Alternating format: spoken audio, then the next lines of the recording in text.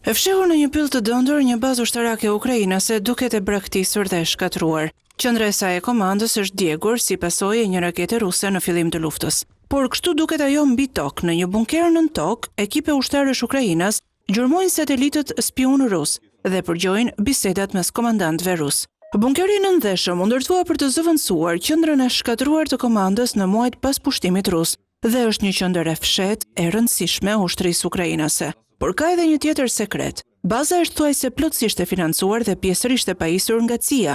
Lufta tani ka hyrë në vitin e tretë të saj dhe ka marrë me qindra e mira jetë njerëzish, ndërkohë që partnershipi i inteligjencave mes Washingtonit dhe Kievit po luan një rol kyç në aftësinë e Ukrainës për të mbrojtur veten. CIA dhe agjencitë të tjera amerikane të inteligjencës ofrojnë të dhëna për sulmet e shënjestruara me raketa, gjurmojnë lëvizjet e trupave ruse dhe ndihmojnë në mbështetjen e rrjetit të spionëve. Por partnershipi nuk është një krijesë e luftës dhe Ukraina nuk është e vetmja përfituese.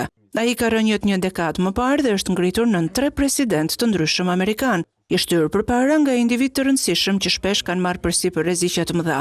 Partnershipi ka shndërruar Ukrainën, agjencitë e inteligjencës të së cilës shiheshin të komprometuara nga Rusia më herët, në një nga partnerët më të rëndësishëm të inteligjencës së Washingtonit kundër Kremlinit. Dhe ky bunker në pyet Ukrainase është pjesë e një rrjeti bazash të mbështetura nga CIA, të ndërtuara 8 vitet e kaluara që përfshin 12 vende sekrete përgjatë kufirit me Rusinë. Para luftës ukrainasit provuan veten para amerikanëve, duke mbledhur dëshmi për përfshirjen e Rusisë në rrëzimin e avionit të Malaysia Airlines në 2014. Ukrainasit ndihmuan amerikanët edhe të ndiqnin operativët rus që u përfshin në zgjedhjet presidenciale amerikane të 2016-s. Në 2016, CIA nisi të trajnonte dhe një forcë elit komandosh ukrainase të njohur si njësia 2245, që kapi dronë rus dhe aparatura komunikimi, të cilat më pas teknikët e CIA-s i zbërthyen duke çuar në çkodimin e sistemeve të Moskës. E një prej oficerëve të kësaj njësie ishte Kirilo Budanov, tani generali që udhëheq inteligjencën ushtarake të Ukrainës.